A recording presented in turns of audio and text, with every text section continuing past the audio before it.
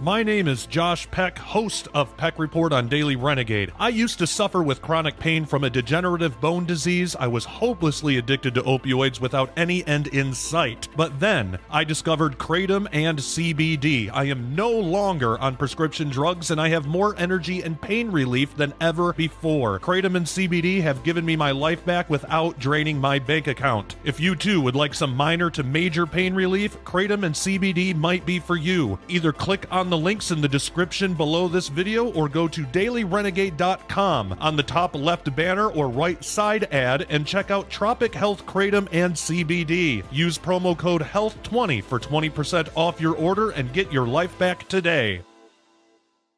Hey everybody, welcome to Peck Report. Today we have a very special pre-interview for you with Greg Reid, somebody who actually was, unfortunately, just heartbreakingly abused through satanic ritual abuse. This is somebody who has seen it for what it is, and he is still around to tell us the story. So we're going to talk to him and so much more on today's Peck Report.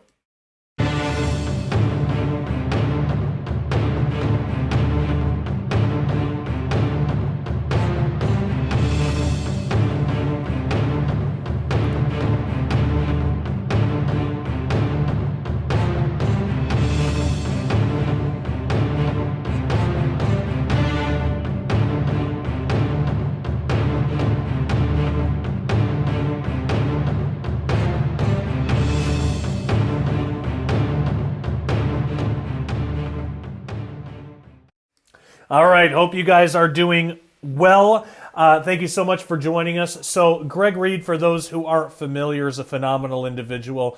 We originally wanted him in the movie Silent Cry, but due to travel restrictions through coronavirus, we weren't able to get him on the actual movie, but I was able to do a pre-interview with him. So that's what you are able to watch today. It's something that was supposed to be in the movie, but unfortunately, due to circumstances beyond our control, never made it in. So that's regretful, but you'll still be able to see what he would have been able to contribute. So we'll start that now. Here is part one of Greg Reid's pre-interview from the movie Silent Cry. Enjoy. Greg Reid, can you introduce yourself and tell us about the background of your private investigation work involving sex trafficking and pedophilia? Well, my name's Greg Reid, and I'm an ordained minister, and I'm a researcher and a retired private investigator. And I started doing this work in 1987. And we were actually working on occult-related crimes. We actually just started out doing presentations for churches on occult-related matters, and it was at a time when we were just on the cusp of a huge wave of satanic crime that was happening all over the country. And so we started following that, and I started to get asked to consult on cases and train police departments and other criminal justice departments. And about 3 or 4 years into that, we began to find cases that were not just occult related, but related to pedophilia as well. And we were tracking 2 or 3 people that were molesting kids. And we started to follow those threads. And the more we followed them, the more we realized these were not necessarily isolated incidences. Some of them were, but some of them, the more we pulled the thread, the more they led to other people. And the next thing you know, we were getting roadblocks. We were getting told to back off of cases. And we got to a point where we realized this thing was a lot bigger than I thought. And I actually went to a class by my mentor in law enforcement. He had a one-day class on child pornography that I was allowed to come to, and so that he could consult with me on a case that I was working on here in El Paso.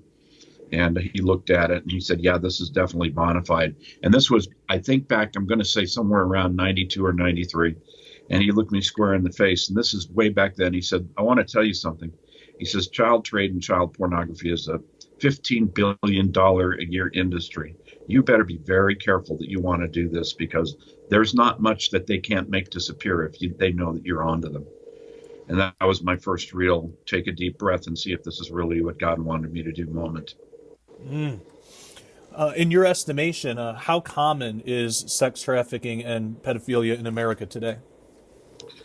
I think it's prevalent. Every time I go and talk in a city, someone's told me about something they've seen or something they've run across in their city, whether it's a small town or whether it's a big town. Matter of fact, small towns tend to be a little more usable by these groups than the bigger towns because nobody's watching. What are some of the most horrific things that you've come across in the realm of sex trafficking and pedophilia? Well, I was peripherally, that's a big word, I was on the fringe of the Franklin case in Nebraska, and I was working kind of in tandem with their one of their private investigators, because we were looking for a couple of missing kids, including Johnny Gosh, the paper boy that disappeared. And so I drove up to Nebraska and reviewed all their case files, which dovetailed with a lot of files that we had on the Southwest and in parts of Texas. And the more we dug into that, the more we realized there were a lot of kids being trafficked, and there were a lot of kids being transported in cages and on trains and held in caves and mines. And that was just one. I mean, if anybody has ever read about the Franklin case, it's the hardest read I think I've ever had to go through as far as a book. And just real-time stuff. We're talking about people who have no regard for the life of children. And there have been several along the way there have been some local cases that have led into Mexico where whole houses were being maintained for to have children to be available to have sex with wealthy people and political people and whoever wanted to. Mm-hmm. Have you noticed an increase in the normalization of pornography and pedophilia among adults in our country today? And if so, how has that contributed to the problem of child sex trafficking? This has been a huge deal, and I've been trying to teach about this where I go because, we have a situation where for years, not most people, but some people have known that there have been two groups, the North American Man-Boy Love Association and the Rene Guyon Society, whose motto is sex before 8 or it's too late. And they've been lobbying for the last 30, 40 years to lower the age of consent. And because of the success of the template of the LGBTQ community as politicizing the issue, now we're seeing a bigger and bigger push, particularly in social media, by pedophiles to make their way normal. They now call themselves MAPS, which stands for Minor Affected Persons. And they are, making very clever little memes. And of course, here's a situation, I think, since the advent of the internet, pornography in general has just, flooded the human race. And it has flooded a generation of young people starting from the late 90s, probably, or early 90s, who indulged in pornography, most of them either to a little or a greater degree. A number of those probably indulged somewhat, not just in regular pornography, but other kinds of pornography. And a number of them probably touched on child pornography at some point. So what you have is a culture now that is not going to speak out against pornography because the level of guilt and fear, because they know that they've been part of some of that at some point. With all of that and the normalization of all kinds of sexualization, now we're dealing with a group of young people, probably as young as middle school, who are starting to be vocal about this. And this is what disturbs me no end, is we're hearing from middle school, high school kids saying, who are you to tell me that I can't have sex with an adult if I want to? It's my right. So you can see the floodgates have been opened, obviously. And back in the day, we had pedophiles who, they would have to procure, I should say, a child in some way, get them in a private setting, get a camera, set it up, take pictures and hope that they didn't get caught developing the pictures. Then came the video camera. Then came the internet. And now there is no restraining them for what they're able to do and capable to do in the abuse of children. What things in children do predators look for specifically when they're targeting them? In general, probably kids that are sensitive, kids that come from a broken home or a home that they're just not being watched out after, kids that are easily pliable. They often look for intelligence, kids with high intelligence, kids that just don't get along with the rest of the kids, kids that have been bullied, and anyone they sense that is vulnerable to being plucked out of a crowd somehow. We call it cutting them out of the herd. That's what they do, is they find one that seems to be wounded in some way or vulnerable in some way, and they find a way to slowly manipulate the situation so they can get privacy with that child and start to groom them. Speaking of grooming, what kinds of things will predators do to groom children into sex? They'll do things like they'll ingratiate themselves to the family if they can, or get the family's trust, and then they will get some sort of private times. Maybe it's a church setting, youth group, Boy Scouts, Girl Scouts, any number of settings like that where they have access to kids, and they will just start to pay attention to them and start to talk to them and then treat them like they're an adult and then start to groom them. You're really a great kid, you're really awesome. And then at some point, use something like maybe they need help with homework and get permission to help them with homework. And then they'll start buying them little gifts and then maybe invite them over to the house. And, pedophiles usually have the coolest houses in the world for kids. They got the video games, they got the big screen TV, and then they slowly start to hand out affection to that child who's probably starving for affection. Maybe a little hug, a little pat on the shoulder, whatever, and then it gets to be a little more. And at some point they introduce any number of things, maybe drinking, some adult activity, some mild form of pornography. So all this is the grooming process all along, with the thing in mind that they're going to eventually tell the child, you can't tell anybody about this. They wouldn't understand. And and I heard one pedophile say that they could take up to a year to groom a child before they ever laid a hand on them. Wow. A lot of this connects with recent current events having to do with Jeffrey Epstein, which has been all over the news. Who was Jeffrey Epstein? In my opinion, Jeffrey Epstein was a bottom feeder on the larger pedophile and child trading groups around the world. He was somebody who got a lot of money off of trafficking in children and probably had the best black book available of all the politicians and the famous people that were involved in the sexual abuse of children. And he was just on the bottom rung. When I say bottom feeder, I'm not trying to be unkind. I'm just saying that's the reality, is he was on the bottom rung of a much larger, much more dangerous organization. And I knew from the minute he got caught, not the first time, but the second time, I told a friend, I said, they're going to suicide him. There's not a chance they're going to let him talk, and they're going to get a hold of his black book. And a year from now, we're not even going to be talking about Jeffrey Epstein. Wow. Yeah, and that's exactly what's happening. You said you had come across groups in Arizona involved in pedophilia and sex trafficking that may have been tied to Epstein. Can you tell us about that? Well, it was that caliber of group. We interviewed someone who had escaped from that group, and that person had been a part of that group and used by that group for 7 years. They were involved in gun running, drug sales, child pornography, child snuff flicks where they killed the child at the end of the movie. It was motorcycle gangs involved. They had several compounds in the Arizona area. And some of them you couldn't get within a mile or you get shot on sight. And that's where they would keep the kids while they were transporting them.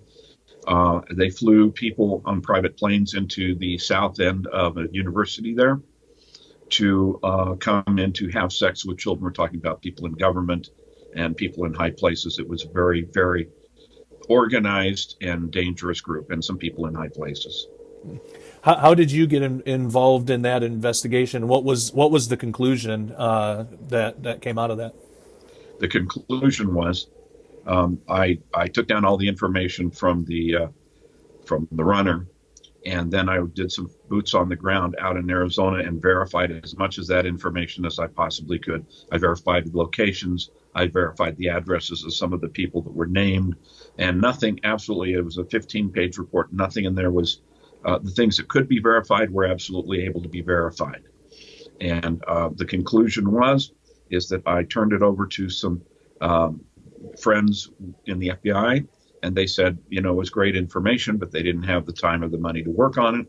And I gave it to another friend who was in another agency, and he said, would love to do this, but I have to have a drug connection, and if you can't find me that, they won't give me permission. So it was DOA. The case was, dead on arrival. So we know it's still happening. We don't know if they've changed all of that, all their locations. They tend to move around somewhat. But at the time, it would have been an opportunity to take down a huge chunk of the child trading and exchange network in the United States. And it's a shame nobody took it. Wow. And in that verified information, was there verified information connecting it with Epstein? We never found the connection to Epstein. I just knew when the Epstein thing happened, it was pretty clear to me that they would have been on the edges of it somewhere, because at some point, they all connect. It did, however, connect with a case out of Truth or Consequences, New Mexico, which most people never even heard of Truth or Consequences in New Mexico, but it's a perfect place for trafficking children because nobody looks at it. There's a lot of people on the payroll. It's a small town. People go there to get gas and to get out of there as quickly as they can. That's kind of the way it is. And we found a lot of trafficking going on in that town. And while we were in the midst of that, there was a breaking news that a man had been arrested in Truth or Consequences. He had a trailer, and he had been kidnapping and torturing and raping and electroshocking women in that trailer for quite some time. This is not in any newspaper that I know of, but I remember when they arrested him, he came out of the trailer, and the first thing he said to reporters was, "I'm a Satanist. We make these movies for our groups." Mm. And then it was complete silence after that. One of the agents went home and killed themselves after investigating for whatever reasons. I was assured it had nothing to do with it, but I'm not confident, because when you saw the inside of a trailer, it was horrendous. I mean, who keeps an electroshocked coffin? And he had a huge sign on his wall that said Satan's Toy Box. Mm. One of the women that he got, and probably more, were prostitutes. And this particular prostitute, I believe, was coming down from Albuquerque. She managed to escape. She went to the police. It all became national news. The whole thing went to trial. But according to a friend that was debriefing the runner that I told you about, when she saw this girl being taken to the police department and showed her on the news, she almost got hysterical. And she said she was with us in the group in Arizona. Wow. So they're very well connected. Mm. There's a lot of people today who don't believe that child sex abuse and Satanism have anything in common because of the Satanic Panic decades ago. What can you tell us about that case, and how has it been misrepresented? Well, I have the unfortunate advantage to actually have been boots on the ground from the start of '86 to currently. So I was privy to actual working cases of satanic crime for a number of years. And the backlash and the satanic panic nonsense was almost a complete lie, because they fabricated that story at the time when we were working on some of the most heavy-duty cases we had. Almost every case we had of organized occult crime, black magic crimes, involved the abuse of children and the trafficking in children. And that's the way I used to talk to law enforcement about it is, you've got a child trading group, child pornography group, and you have a satanic group. The satanic group can provide a child to the child trading group. The child trading group can provide a child to the satanic group. It's mix and match. In the end, it's all about money. What kind of evidence did you find through your work as a private investigator showing a connection between the occult, pedophilia, and child sex trafficking?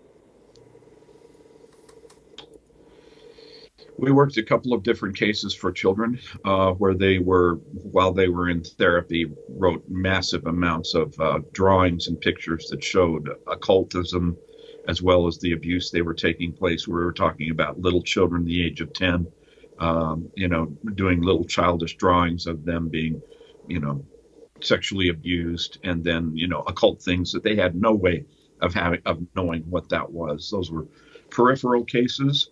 There was a case that went to trial in one particular city that I was consulting on, where a 10-year-old boy and his 6-year-old sister were being trafficked by their stepfather in Mexico for sex. And the lady who was running the house, they refer to as a brujo or a witch. And there was a lot of talk about devil worship and any number of things in the process. So there were several cases like that. There were one particular one, we got 15,000 pages of handwritten documents regarding a national occult-related child trafficking group that was trafficking kids all the way from Houston into Colorado and out to California and up to Nebraska. And that's when we got into that case. That's when some of the pushback started to happen. All right. Greg Reid is an amazing individual, and I very much thank him for taking the time to speak with me. There is a part 2 to the interview that you're going to want to watch. A lot of the reason that I can't air it is because of YouTube restrictions. So if you want to complain to somebody, complain to YouTube. I would rather give all of this to all of you for free. Unfortunately, there's no way to do that. But what you can do is you can get a membership at dailyrenegade.com. You can get a membership. It's only $10 a month or $100 a year. Through that, we have been able, through the funds that have come through this website, through this ministry, we've been able to build a safe place where all of us can go, and we know that we're not going to be restricted. We're not going to be censored. So dailyrenegade.com. $10 a month or $100 a year. If you can do it, I suggest getting the $100 a year because you get 2 months for free that way. So go ahead and do that. It's a great way to support this ministry, and you will get the rest of Greg Reid's interview, and you're really going to want to hear what he has to say for the conclusion of this interview. We even did some behind-the-scenes things, so make sure you check that out. So members, if you are an existing member and watching this at Daily Renegade, hang on the line. We will get to the rest of the interview. Everybody else, thank you so much for viewing, and until next time, love you all. Take care and God bless.